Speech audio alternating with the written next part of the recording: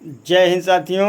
यह एक चमगादड़ है जो आ गया था रूम में और लोग डर रहे थे, घर के लोग। उड़ रहा था।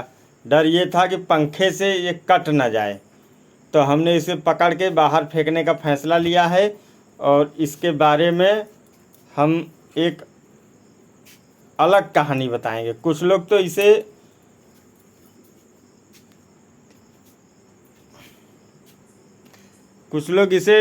लक्ष्मी का वाहन समझते हैं। कुछ लोग सोचते हैं कि चमगादड़ जिन घरों में रहता है उस घर में पैसे की कमी नहीं रहती, लेकिन कुछ लोग इसे बुरी आत्माओं से जोड़कर देखते हैं, जो यह सोचते हैं कि चमगादड़ जहां प्रवेश करते हैं वहां नुकसान ही नुकसान होता है।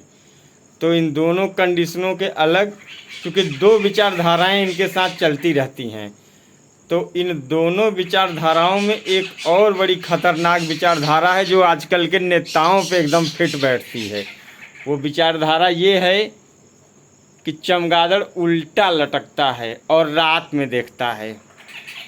यह उड़ता तो है चिड़ियों की तरह, लेकिन जानवरों की श्रेणी में आता है। यह उभय श्रेणी में आता है, न पक्षियों का है न जानवरों का है। तो एक कथा है कि पशु और पक्षियों में जब लड़ाई हो रही थी जंगल की, तो यहीं भेदिया होता था।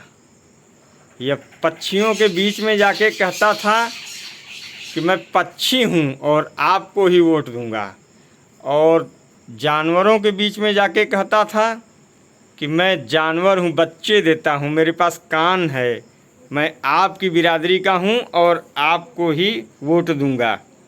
दोनों तरफ से ये रहता था, चुगलखोरी करके झगड़ा कराता था।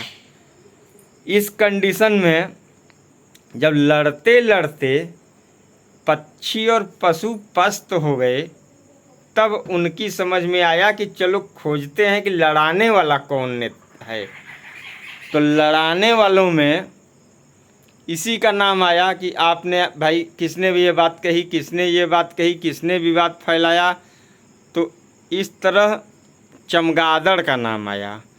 तभी से पशु और पक्षी मिल के इसे उल्टा लटकने की सज़ा दिए हैं, और चमगादड़ आज भी जब रुकता है कहीं तो उल्टा ही लटकता है, सीधा नहीं। ये उसका सामाजिक बहिष्कार था। कहीं आप भी ऐसे नेताओं के चंगुल में तो नहीं हैं जो आपको अपना बताता है, आपके दुश्मन को भी अपना बताता है, और दोनों से लड़ाई करा के खुद मजबूत होने का प्रयास करता है। अगर ऐसे लोग आपके पास मिलें तो उनसे दूरी बना लीजिए, और हो सके तो उन्हें भी उल्टा टांग दीजिए, जैसे चमगादड़ को जानवरों और पक्षियों ने मिल के टांगा था। तो साथियों, इसी के साथ हमारी यह चमगादड़ की कथा समाप्त हुई। जय हिंद साथियों। चैनल को सब्सक्राइब कीजिए और हमसे जुड़े रहिए।